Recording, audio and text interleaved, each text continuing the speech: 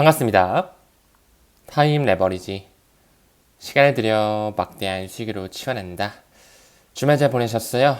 새로운 한 주가 밝았습니다. 2월달 우리한테는 굉장히 기다려졌던 굉장히 중요한 한 달이라고 말씀을 드렸는데요. 설레는 마음으로 이번 주도 시작하셨으면 좋겠습니다. 금일도 초심 다시 잡으면서 천천히 들어가 보도록 할게요.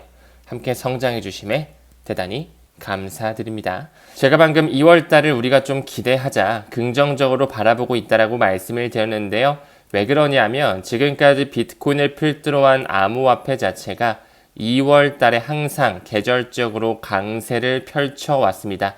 역사적으로 2월달이 항상 조금 상승을 일으켰던 이력이 많았다라는 거죠. 2월을 기준으로 봤을 때, 그리고 비트코인이 올라줘야지만 이더리움이 출발을 해서 알트 시즌이 오는 거잖아요. 그쵸?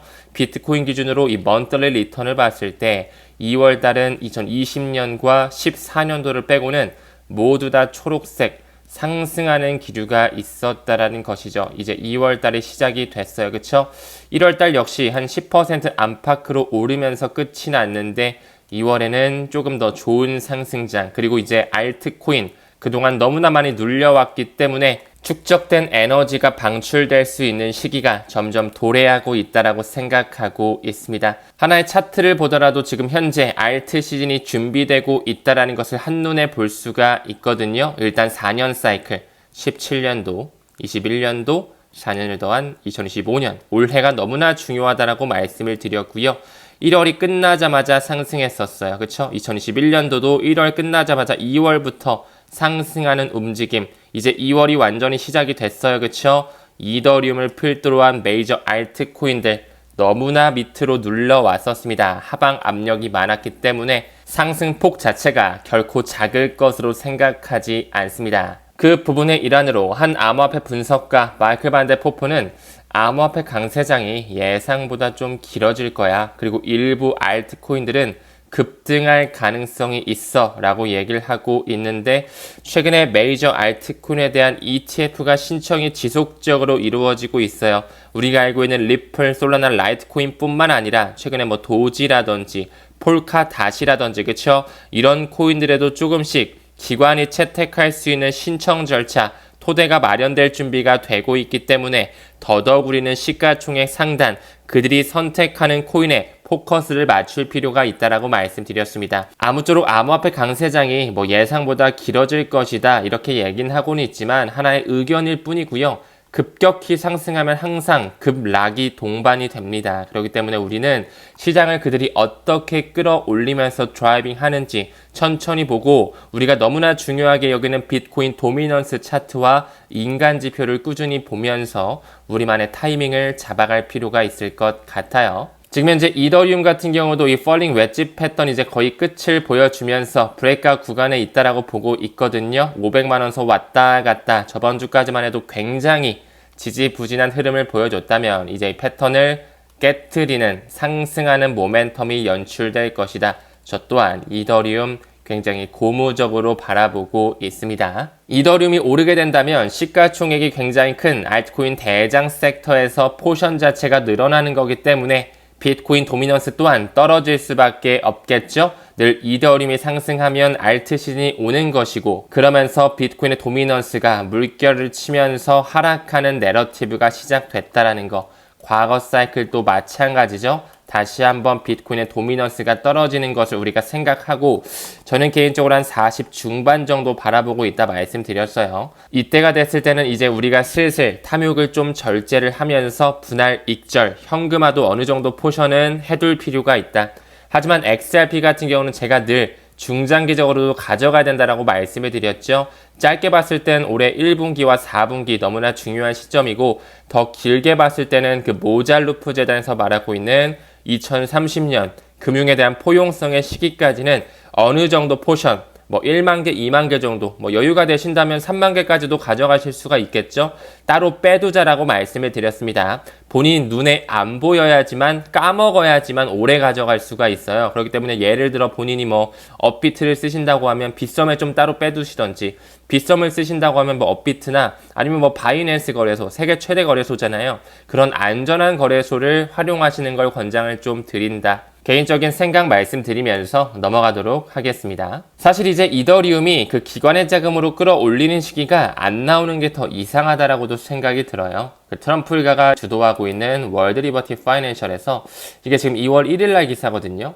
지금 계속적으로 $10,000씩 추가 매입을 하면서 지금 보유량 자체가 6만 개, 이더리움 6만 6천 개 정도 돌파했습니다. 엄청난 양을 매집하고 있고 그들이 가지고 있는 포트 중에 약 50%가 넘는 물량이 이더리움 물량이라고 말씀을 드렸죠. 그만큼 디지털 생태계에서 확실하게 쓰일 수밖에 없는 플랫폼이자 이미 이더리얼라이즈와 이더리움 기업 연합 그리고 컨센시스를 통해서 계속적인 소프트웨어가 개발되고 있고 많은 기업에서 이미 채택이 완료됐다라는 것 꼭 명심하셨으면 좋겠습니다. 이더리움을 홀딩하고 계신다면은 매도를 할 때 100만 원대 가격보다는 1000만 원대 올라가는 가격선부터 좀 기준을 잡으면 어떨까? 이런 개인적인 생각도 좀 전달드리고 싶네요. 한 수요와 공급 모델에 따르면 비트코인이 2027년에 100만 달러까지 넘본다. 조금 더 나아가서 2030년까지 간다면 수백만 달러까지도 가능할 것이다. 이렇게 예측을 하고 있는데요. 사실 모든 가격, 주식도 그렇고 부동산도 그렇고 코인도 마찬가지겠죠. 수요와 공급에 따라서 가격이 결정되는 거잖아요. 하지만 비트코인이나 우리가 지금 투자하고 있는 XRP의 경우는 딱 공급량이 유한합니다. 정해져 있죠. 특히나 비트코인은 또 2100만 개밖에 안 된단 말이죠. 온라인 금으로서 그들의 채택을 받은 가치 저장 수단이기 때문에 우리가 반드시 한 개 정도 정수 단위로는 조금 더 중장기적으로 자녀에게 물려주자라고 늘 말씀을 드리고 있는데요. 10억 원, 14억 원까지 넘어간다라고 이렇게 보는 것이죠. 저는 절대 불가능한 수치는 아니라고 생각하고 얼마 전에 체코 중앙은행 총재가 말한 것처럼 정말 IMF에서 관장하고 있는 외환보유고 안에 비트코인이 어느 정도 포션으로 편입이 되게 된다면 충분히 글로벌 포모의 시기가 다가오고 많은 국가 단위로의 채택이 불어오면서 공급량은 유한하기 때문에 엄청난 가격 상승 충분히 조금 더 시기열을 길게 본다면 가능한 수치라고 생각하고 있습니다. 정말 비트코인이 10억이 넘어갔을 때 이더리움이라든지 리플이라든지 지금 우리가 투자하고 있는 섹터별 대장 코인들 도지코인, 시바이누 이런 기관의 채택을 받은 코인들 과연 어디까지 갈까요? 그렇기 때문에 우리는 더더욱 이 방망이를 짧게 잡는 게 아니라 조금 더 길게 잡아서 멀리 칠 수 있도록 시간을 조금 더 드릴 수 있도록 그 기관의 채택을 받은 코인의 펀더멘탈에 공부할 필요가 있을 것 같습니다. 또한 최근에 캐나다를 기반으로 한 퍼포스 인베스트먼트에서 XRP ETF에 대한 예비 설명서를 제출한 바 있었죠. 최근에 프로쉐어즈라든지 21 쉐어즈, 카나리 캐피탈, 위즈덤 트리 등등 굉장히 많은 자산 운용사에서 리플에 대한 현물 ETF를 준비하는 듯한 모습을 보여주고 있습니다. 그리고 디지털 커런시 그룹이 품고 있는 그레이스케일, 암호화폐 최대 신탁사죠. 이 XRP 트러스트에 대한 ETF 전환 신청 이제 슬슬 움직임을 보여주고 있는데요. 사실 이 승인 자체를 SEC에서 해주는 거잖아요. 폴 애킨스가 들어와야지만 어느 정도 좀 가닥이 잡히지 않을까. 또한 항소 이슈, 소송에 대한 마무리가 확실히 좀 끝나줘야지만 블랙록에서도 좀 신청이 이루어지면서 무엇보다 3월 11일 기준으로 연준의 그 페드 와이어 서비스 자체가 ISO 2002 메시징을 받아들이기 때문에 해당 타임라인 전에는 반드시 좀 클리어하게 끝나줄 필요가 있다라고 생각하고 있습니다. 그래봤자 이제 한 달 반밖에 안 남았어요. 그쵸?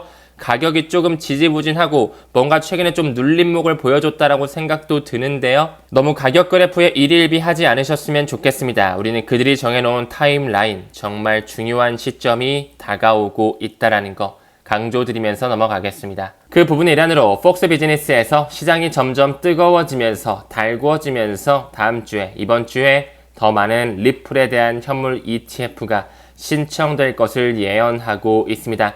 현재 폴리곤 기반의 폴리마켓 데이터에 따르면 2025년 올해 XRP 현물 ETF가 승인될 확률 80%를 넘게 점찍고 있는데요. 현재 많은 자산 운용사에서 현물 ETF를 신청했지만 SEC가 약간의 반려하는 움직임, 시간 끌기 하는 움직임, 하지만 머지않아서 블랙록의 신청 이후 늦어도 올해 안에는 반드시 이 파이프라인이 뚫릴 수밖에 없다라고 저 또한 보고 있습니다. 사실 지금까지는 비트코인, 이더리움, 리플 현물 ETF 이렇게 단일 종목만 나왔다면 그 월가의 탐욕, 그들의 욕심은 끝이 없기 때문에 탑 5, 탑 10 뭐 그뿐만 아니라 뭐 스마트 컨트랙트 섹터, AI 섹터, 메타버스 섹터, NFT 섹터 이런 식으로 해가지고 굉장히 많은 인덱스 상품, 묶음 상품들이 또 연출이 되겠죠. 또 미래에는 리플과 연관된 ISO 2002 토크나 펀드 상품도 충분히 좀 나올 수 있지 않을까, 이런 기대도 좀 되는 것 같습니다. 아무쪼록 2025년 금융에 대한 표준 자체가, 내러티브 자체가 완전히 송두리째 바뀌는 해이기 때문에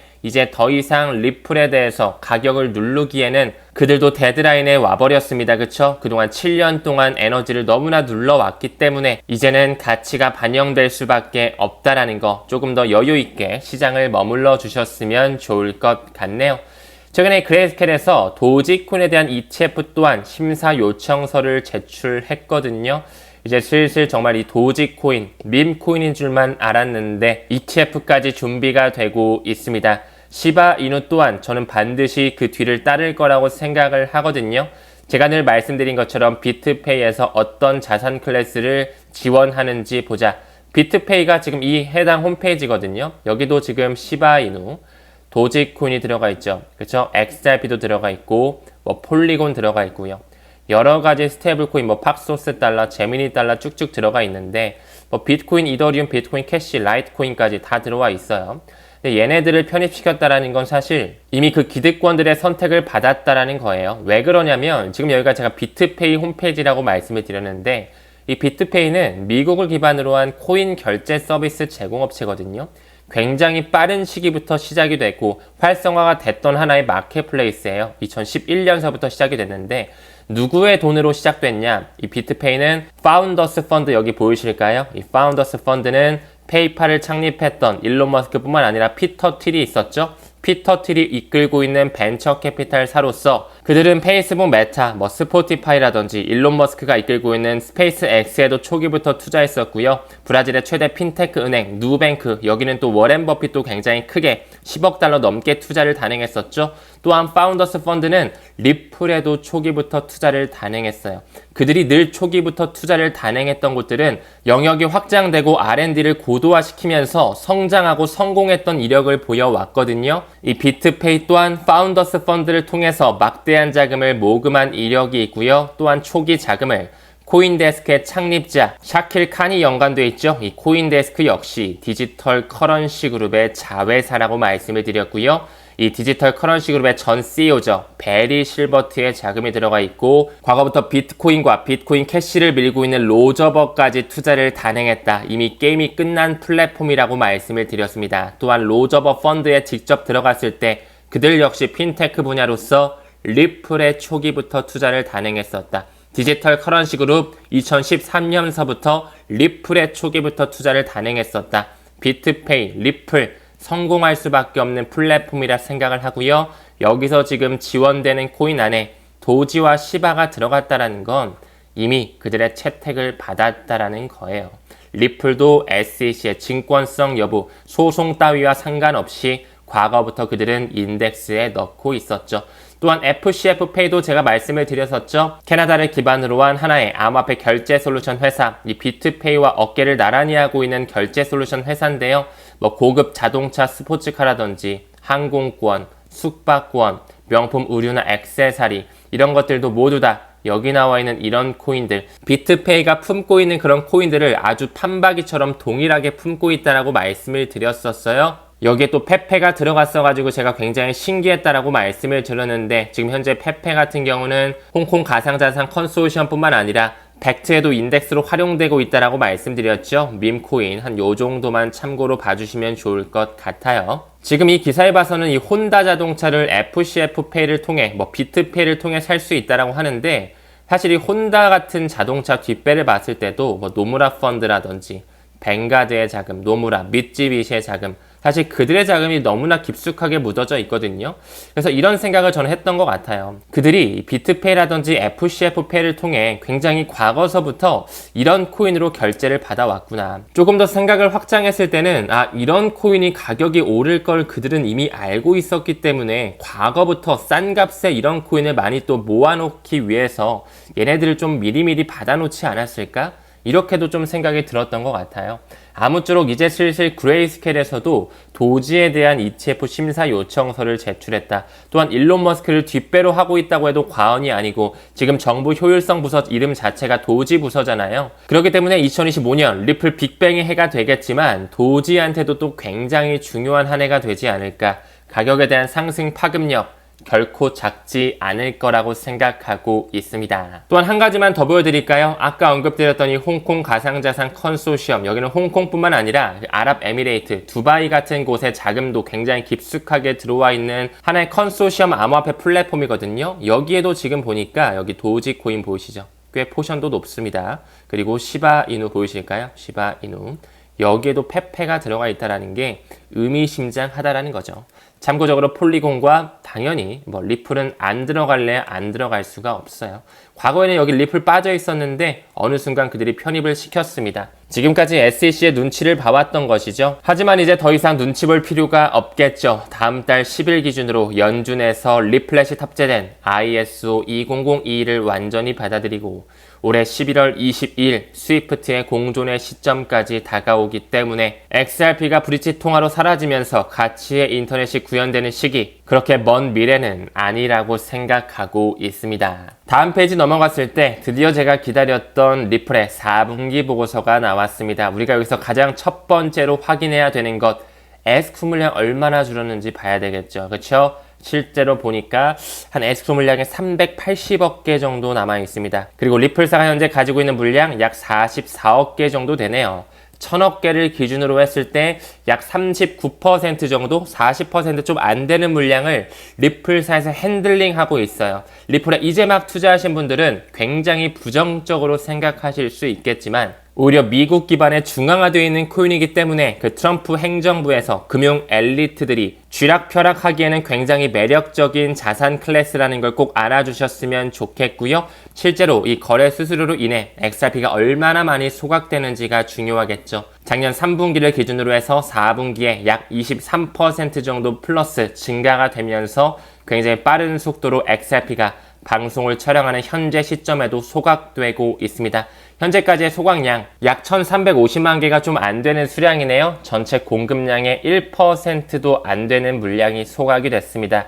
이 또한 부정적으로 바라보실 수가 있겠지만 전 세계 스위프트망에 리플렛이 탑재가 되면서 정말 그 국경 간 결제의 기관급 돈에 이동해서 XRP가 유틸리티로서 활용되게 된다면 이 소각 속도에 몇백 배, 몇천 배 이상은 빠르게 없어질 것, 완전히 소각이 되면서 역시나 수요와 공급 법칙에 따라 가격은 충분히 천정부지로 올라갈 수 있다는 것을 명심하셨으면 좋겠습니다.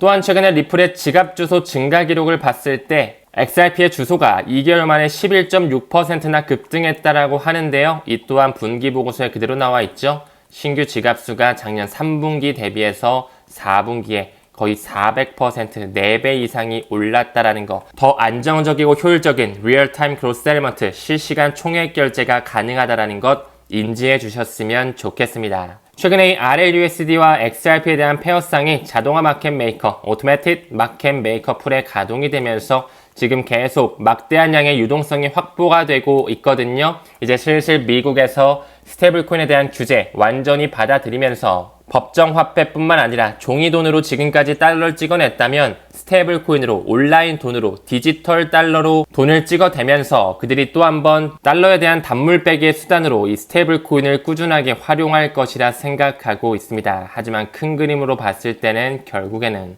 탈달러화가 되면서 단일 체제가 아닌 다극 체제 국면으로 들어가게 된다.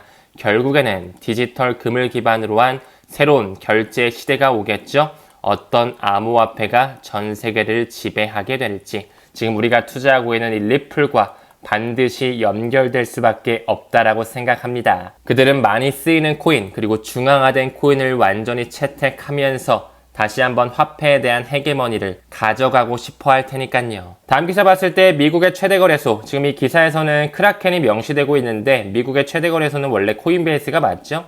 XRP 보유자들의 인내심을 인정한대요. 마침내 XRP가 ETF 출시를 앞두고 있다라고 하면서 최근에 리플 뭔가 좀 호재는 많이 나왔는데 가격이 좀 안 올랐어요. 그쵸? 저는 개인적으로 그들이 에스크로 물량을 활용할 때 부의 분배뿐만 아니라 매도 물량을 만들 수 있는 가능성 또한 완전히 배제할 수는 없다라고 생각하거든요.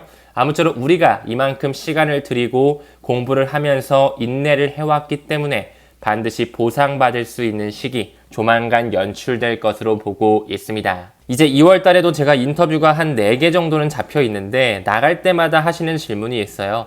리플 이미 많이 오른 거 아닌가요? 리플 이미 호재가 다 선반영된 거 아닌가요?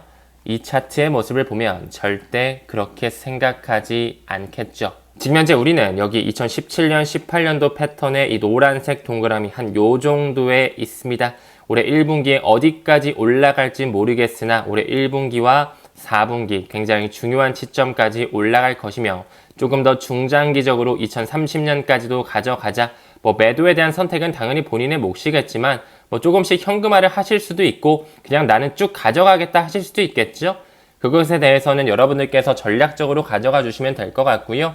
그동안 7년 동안 이렇게 에너지를 응축시켜 왔기 때문에 4년 동안 SEC로 눌려왔기 때문에 이 에너지가 폭발되는 시기 조만간 연출될 것이라 보고 있고요. 이 피터 브렌트가 말하고 있는 큰 돌파구는 나오지 않았습니다. 최소 하루에 20%, 30%, 40% 정도까지는 올라줘야 큰 폭발이라고 할 수가 있겠죠. 충분히 큰 포션만큼 리플이 폭발할 수 있는 움직임 반드시 나올 수밖에 없다라고 보고 있습니다. 사실 ETF도 중요하고 소송의 종결도 중요하겠지만 무엇보다도 이 기사에 나오는 것처럼 많은 메이저 은행들이 리플렛을 쓰면서 리플이 실제로 없어지는 게 너무나 중요하겠죠. 실제로 공급량이 줄어들어 버리니까요. 그쵸? 하지만 이런 시기가 그렇게 머지 않았습니다. 또한 RWA 섹터 또한 XRP 레저가 채택이 되면서 최근에 온도 파이낸스에서도 XRP 레저의 미 단기국채를 올리는 모습이 보여져 있었죠. 이미 블랙록이 신청했다라고 봐도 과언이 아니라고 생각합니다. 초반에도 언급드렸던 우리는 이 연준에서 선택한 3월 10일 꾸준히 바라보면서 그때까지 이 ISO 2002가 어떻게 마이그레이션 되고 그들이 그 사전에 어떤 소송의 종말 시나리오와 ETF를 어떤 타이밍에 신청하는지 천천히 지켜보면서 가치 투자 이어갔으면 좋겠습니다. 모두 이번 주 힘차게 시작하셨으면 좋겠고요. 금일도 시청해주심에 대단히 고맙습니다. 우리는 모든 면에서 점점 더 좋아지고 있습니다. 감사합니다. 성투합시다.